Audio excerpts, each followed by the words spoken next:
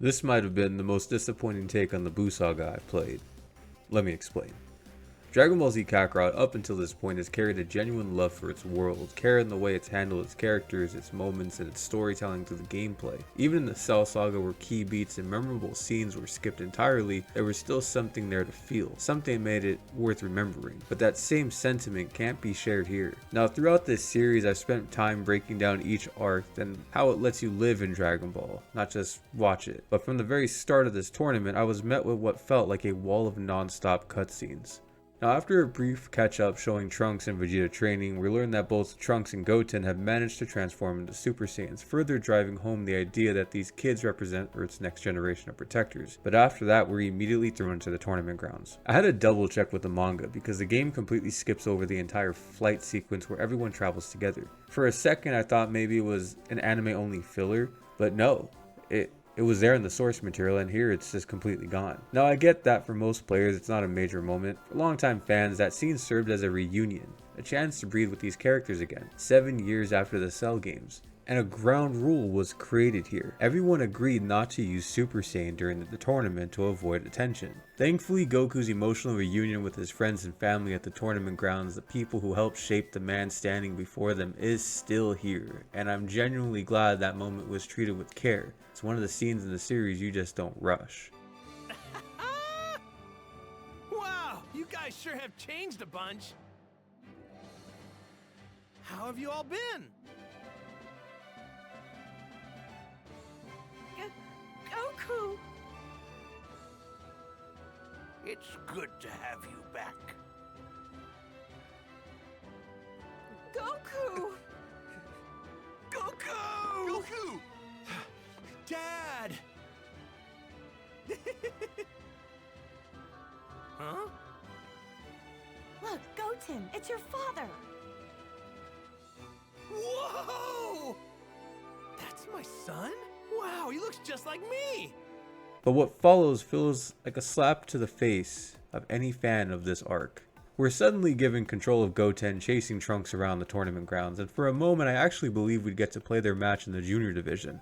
A fight that in the story exists to show how insanely powerful these kids are for their age, but it's skipped here completely. And honestly, that's where this stings the most. We just spent time in the previous section learning about their strengths, their potential, and how different they are compared to this older generation. This was the moment to show that.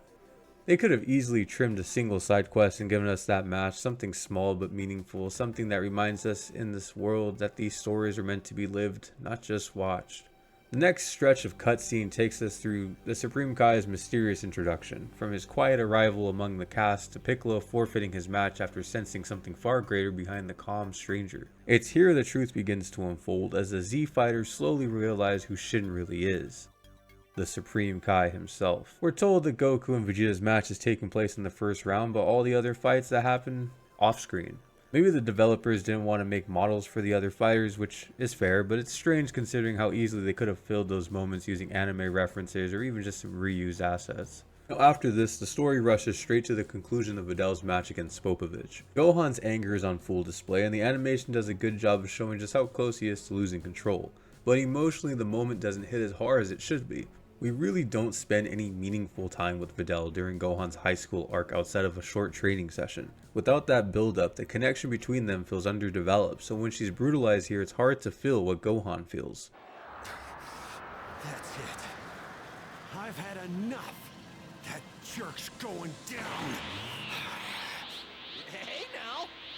Okay, come on, take it easy, Gohan. No! That's enough, Spopovich. You've had your fun. We came here for something far more important than this. Hurry up and win the match. Yeah, okay.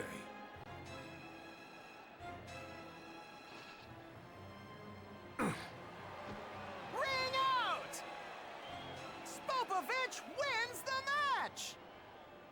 Fidel!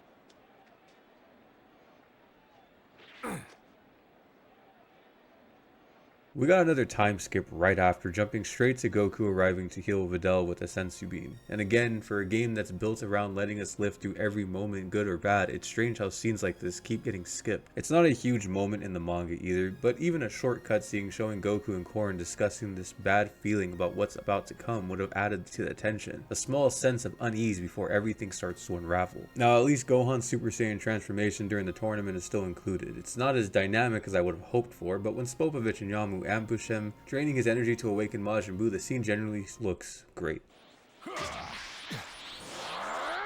There. Ha! Who are you?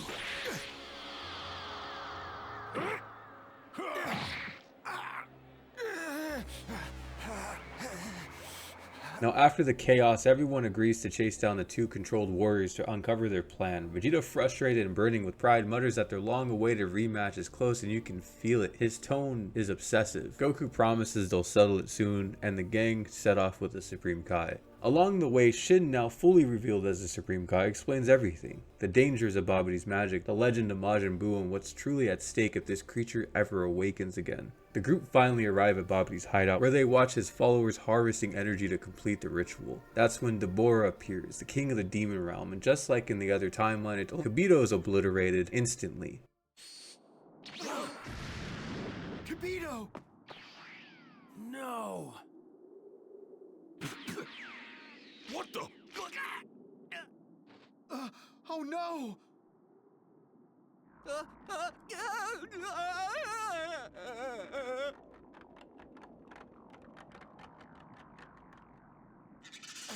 Krillin! Piccolo! Don't touch them! They've both been turned to stone. They can't be restored unless Deborah is killed. Oh, is that all we have to do? Well, that seems simple enough. One of the most brutal deaths in the series, and one I'll never stop being shocked by. Deborah turns both Piccolo and Krillin into stone with a single spit before retreating into Babidi's ship. Fun little detail I noticed here is that you can actually shoot ki blasts at the petrified Piccolo and Krillin, something you normally can't do in first person mode. Morbidly amusing. Now the gauntlet matches are Babidi's cruel game. A series of challenges meant to drain the hero's energy and fuel Majin Buu's resurrection. Now for the Z fighters, it's their chance to end the threat before it begins, and for us players, it should have been one of the most tense sequences in this saga. Honestly, I would have loved if this section added an on-screen counter, something that measured how much energy the heroes were losing. If you took too much damage, Buu would awaken and you would have to restart. That alone would have made these fights mean more, rewarding smart controlled combat over just mashing circle button the entire time. First match pits Vegeta against Pui Pui. In the show and manga, it's a short, almost comedic encounter, but here the game turns it into a full-length battle, even transporting us to planet Zune where the gravity is 10 times Earth's. It's actually pretty impressive. This alien world that hasn't heard of Vegeta or even Frieza still feels like part of the vast galactic history in this universe. But for Vegeta, the fight is the prince of a fallen race has long surpassed this level of gravity, a reminder of just how far he's come since the Saiyan saga. Next up is Goku vs Yakan. Yakan has a unique mechanic that lets him absorb your ki, identical to the androids from the saga before. It's clever, but it's missing something important. In the show, Goku overwhelms Yakan by feeding him energy, lighting up the arena with the Super Saiyan aura, and a moment that not only defeats Yakan, but also gives Vegeta a glimpse into Goku's true power. Here that scene is completely skipped. It's kind of a shame. That small spark of jealousy, that moment where Vegeta sees the gap again, that's what ignites his spiral later. Without it, a crucial emotional beat is just missing. The third match sends Gohan against Deborah, the king of the demon realm. Strangely, there's no unique battlefield here, we're just back on the surface of Babidi's ship. Deborah doesn't stand out as a boss either. It would have made perfect sense to give him an attack that turned you to stone, freezing you mid-battle, something that captures the tension of his power like the paralysis move of previous bosses, but instead it's pretty standard encounter. Meanwhile, the game skips ahead again, past the end of the tournament and the kids' antics as Mighty Mask. Instead, we catch up with Trunks and Goten as they cross paths with Videl, learning about the chaos that's unfolding before rushing off on their first true world-threatening mission. Back underground, the real story is shifting. During his battle, Deborah takes notice of Vegeta and he senses it. The dark flame buried beneath the pride, the deep frustration and resentment, the kind of anger that's been festering since the moment Goku surpassed him. It's a gift to Babidi. Deborah realizes he can use Vegeta's ego, his unrelenting desire to outshine Goku as the key to Buu's resurrection, so he withdraws. He knows Vegeta's pride will do the work for them. And when that darkness finally cracks open, Babidi slips in. Now if this arc did anything right, it's the beauty it gave to Vegeta. After Goku's death and Gohan becoming the strongest fighter at the end of the Cell games, Vegeta found himself empty. His life had always revolved around surpassing others, first Goku, then Cell, and then when they were both gone, there went his purpose. During the intermission, he rediscovers that drive, training beyond Gohan, chasing strength again, but this time something's different. He's no longer just a warrior, he's a father, a husband, living a life far removed from the prince who once destroyed entire civilizations. But when Vegeta hears that long-time rival, the low-class Saiyan who already left him behind, is returning from the afterlife, that old flame reignites. His pride, his purpose, his reason for being all return in one moment. This is his chance to finally prove he's the #1 Saiyan, but time as always is slipping away. Here in the wasteland, accompanied by what might be the most stunning model of Vegeta's entire game, he falls under Babidi's spell. Not because his mind is weak, no, Vegeta lets it happen. He willingly allows himself to be consumed by darkness, not to serve Babidi, but to gain the power needed to face Goku. An obsession to surpass a low-class warrior who's grown past the strength of the prince. A man who's lost in the shadows of another, desperately clawing back to what he once was.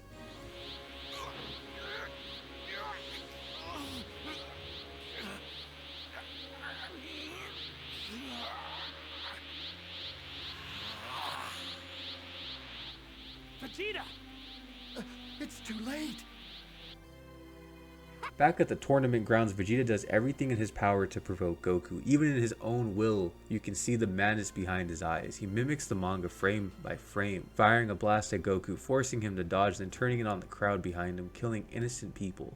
Something he hasn't done since Namek. That moment, it hurts. Because it's not evil, it's just pure desperation from the prince. They return to the same field where their rivalry began, and here Vegeta's motives fully unfold. He's not just fighting Goku, he's fighting himself. His pride, his past, his identity, the prince of all Saiyans who no longer knows what that title means. The fated rematch begins, this time uninterrupted.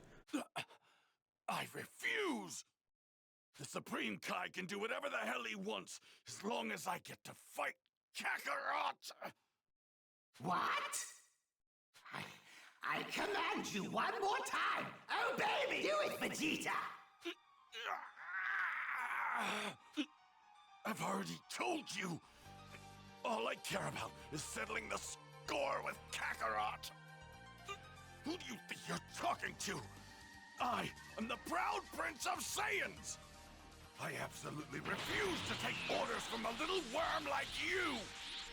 You may have taken my mind and my body, but there's one thing a Saiyan always keeps, his pride! Unbelievable! I didn't think there were any mortals that could resist Babidi's mind control. While Gohan and Shin try to stop Babidi and Dabura from awakening Buu, the magic is already being set in motion. Gohan gives everything, his energy, his will, and one last Kamehameha, but it's no use. Majin Buu is born. Dabura sees it immediately. The creature isn't like the others. He won't serve Babidi, he'll destroy them all, but the warning goes unheeded.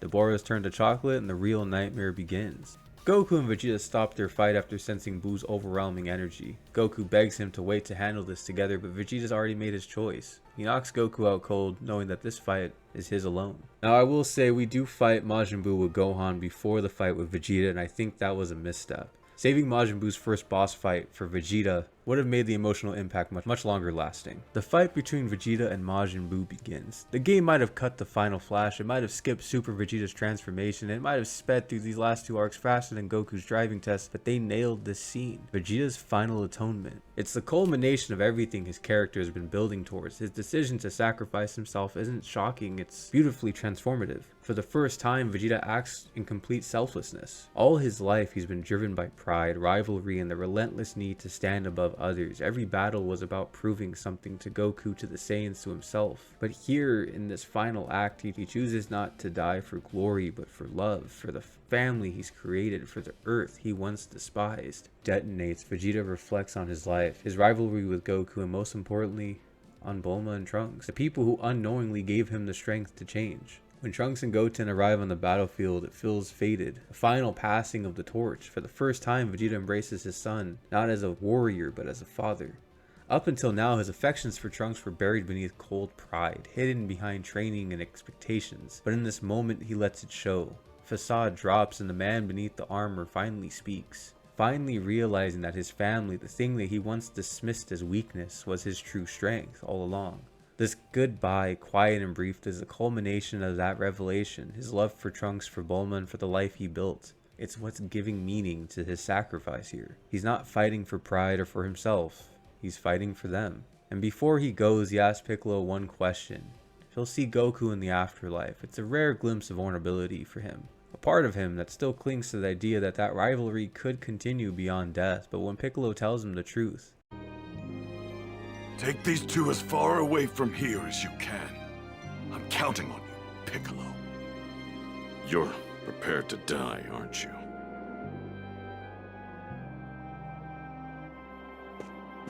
Just tell me one thing. If I die, will I be able to see Kakarot in the other world? I'm afraid not. You've killed too many innocent people. When you die, you'll lose your body, and your soul will be carried off to a different world. I see. That's too bad. Now, get out of here. Hurry!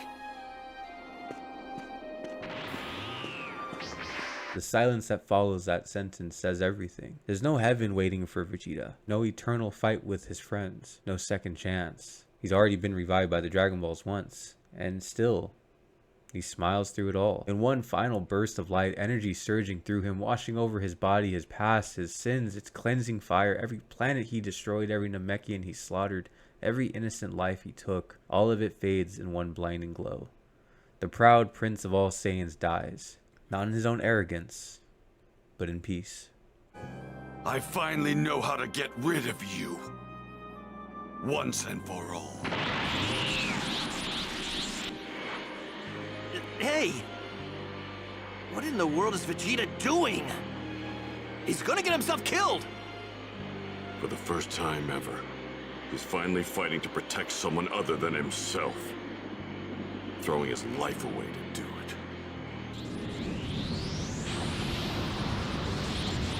To make sure you can't put yourself back together, I'm going to blow you into microscopic pieces!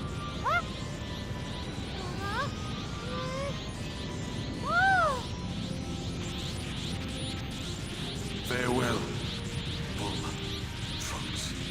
Yes, even you, Kakarot.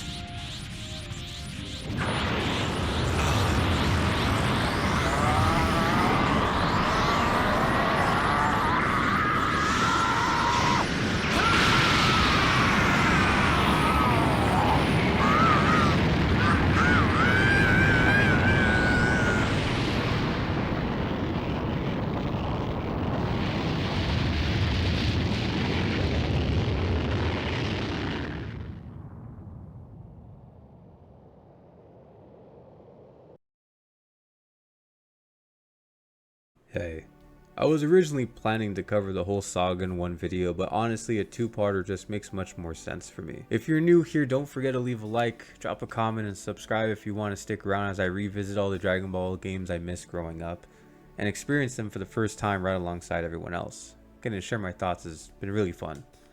Thank you guys all for the continued support, it really does mean the world to me. I'll see you all in the next one. Peace.